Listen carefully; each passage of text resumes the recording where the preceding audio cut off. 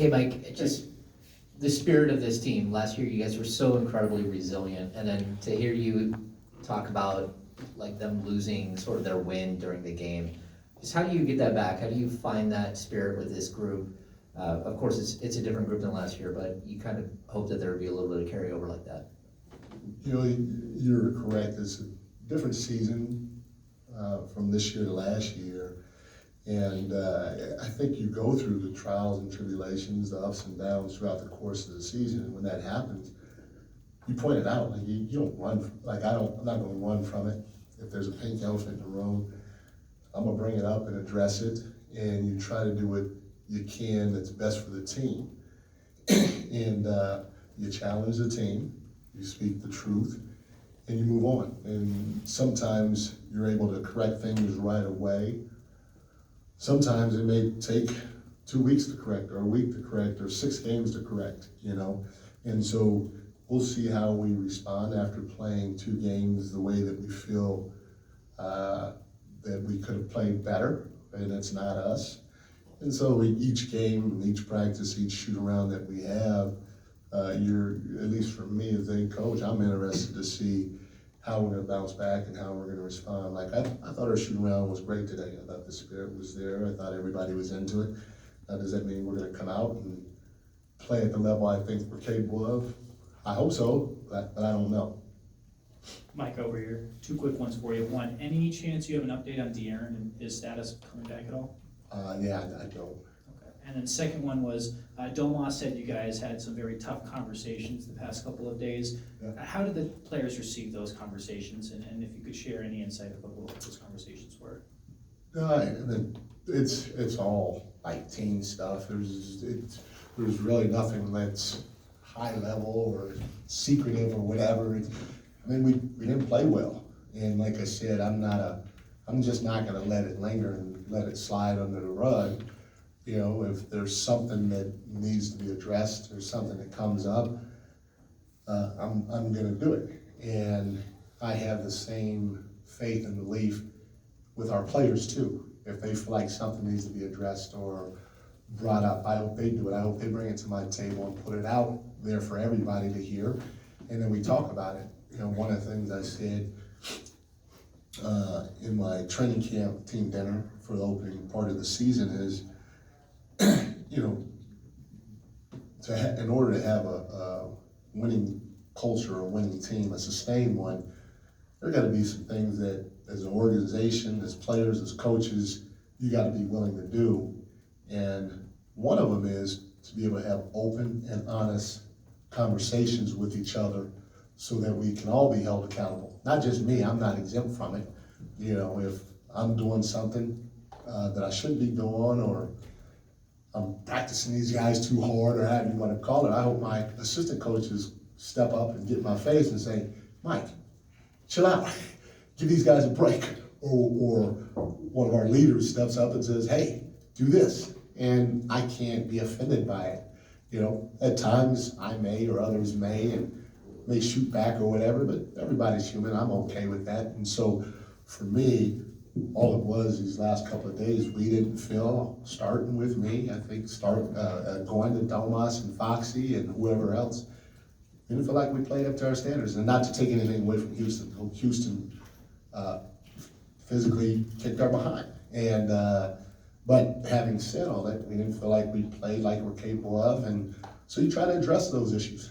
And you try to address them without walking on eggshells or not hurting anybody's feelings. The best way to do it is being direct, because time is precious, and everybody, in my opinion, handled it well. Hey, Coach, along those lines, when you're coming off a couple tough games, what's the balance for you between consulting your coaching staff compared to consulting the players, and what are those conversations like? There's no balance. I think if anybody you can ask anybody on my staff, if a video intern has an idea, I'm gonna roll with it. You know, there was the famous one about 7, 8, 9 years ago when Nick Urin was in the video room with the Golden State Warriors, and he was the one that suggested at the time they play small in the finals or something like that. They go on this run and they win it, and So be it. Another one that I was involved in, a young guy that was basically an intern with us in San Antonio. His name was Sam Presti. He convinced us to bring Tony Parker in for a look before the draft, and Tony was terrible in the workout we had in Chicago, and we as coaches were like, we better not draft him. And Sam pressed and pressed and pressed and said that wasn't him, bring him back one more time. We literally brought him back a few days before the draft and worked him out. We were like, oh my God, how can we trade up to get him? And Sam was an unknown kid from Emerson University or college or whatever it is in Boston. So if somebody has an idea, I don't care if it's a player or a coach, hey, speak it. And if it's best for the team, at the end of the day, I have to be the one saying yes or no, but it doesn't matter how the process unfolds. Do you ask for the feedback, or do you Yeah. always be approached? No, I'll ask, hey, what do you think? Hey, what do you think? But I'm more than okay with guys coming to me and asking to talk or saying, hey, what about this or what about that? Coach, Keon Ellis, I know we talked about him a couple weeks ago about him handling, the ball duties, switching back from shooting guard and point guard, but I just want to, get your thoughts, on his progress, over the last couple, we're still early in this season, and how he's coming along, because he came in pretty strong in that last game towards the end of the game.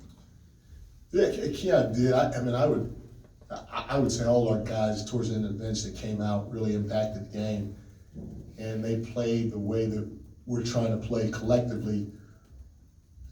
Every time we step on the floor, whether it's a practice, shoot around, or a game. And I thought Alex impacted the game. Lynn, I thought Kessler Edwards did. And yes, you're right about Keon. And all those guys played extremely hard. They tried to play fast. They were all very, very physical. Keon was physical on the ball, off the ball. And they all tried to play the right way. And, to be able to see Keon make some shots, especially when he was open, was exciting for me. And I think it was exciting for him, and the rest of the team recognized it too. And, you just felt that he wasn't afraid. He was very comfortable with what he was trying to do. Now, can he be a point? I don't know. Can Colby be a point? I don't know. But we're going to give those guys opportunities, especially now and with Foxy out. So I think Keon is headed in the right direction. He's still obviously a young player, this being his second year, but the game that he played against Houston when he got some significant minutes was fun to see. And he's been playing fairly well throughout the preseason too, so that's not just in my opinion, it's not just a one-off thing.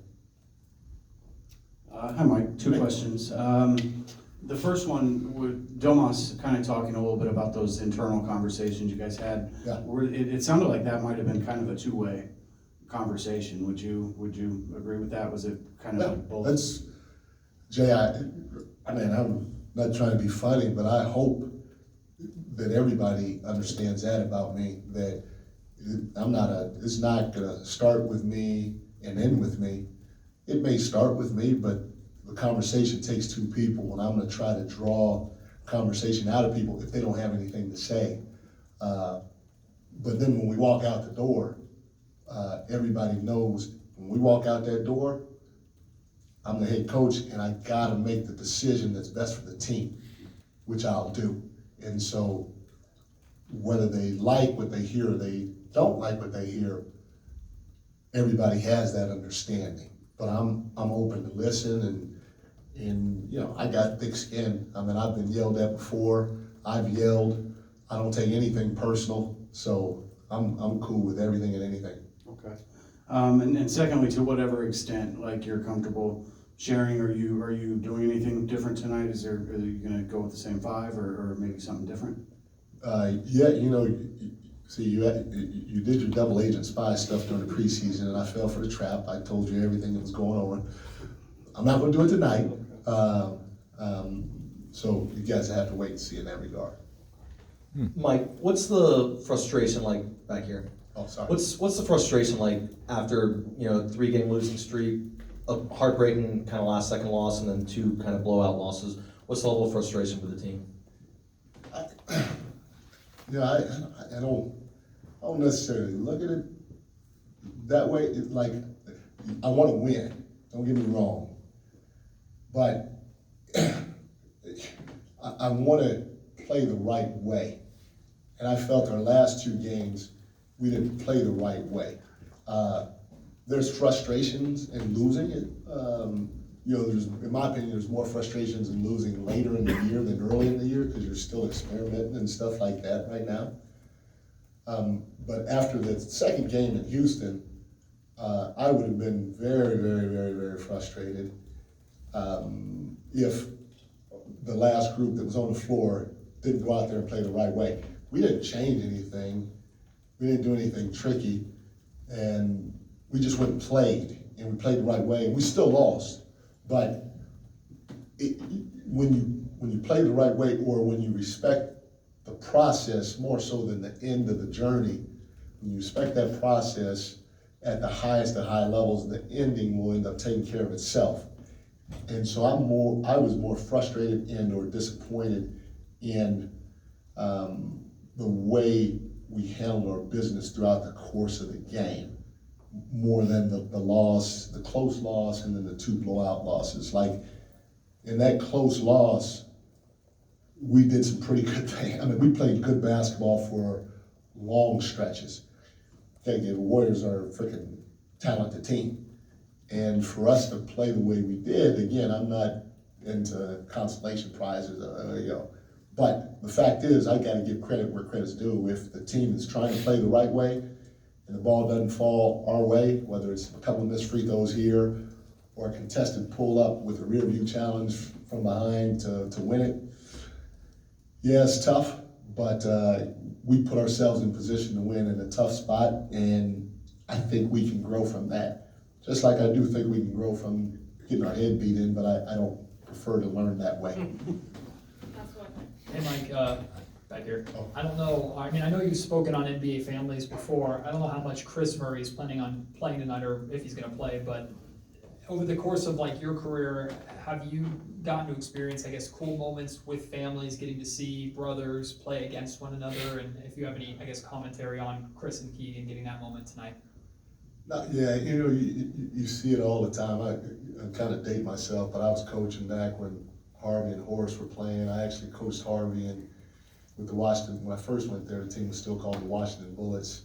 The thing that trips me out more than anything else, instead of seeing siblings play against each other, is when I coached a player's dad. That freaks me out. I see the kid on the floor, and he's got a mustache and a beard, and I'm still out there moving around. That's the weirdest part. But specifically with Chris and Keegan, I don't know whose phone it was, but before practice today, Foxy was talking to Keegan, and they were laughing, and I walked over just to say hello, and Foxy goes, "Mike, look at this picture. Who's who in this picture?" Because it was literally Chris and Keegan looking at each other and smiling.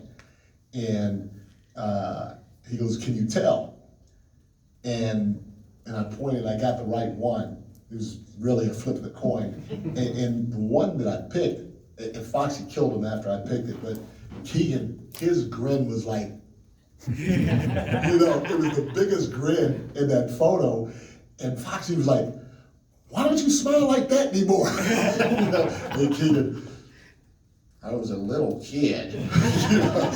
So that's about as fun of a story as I have, and those two about to play each other tonight. Thank you, guys. Thank you.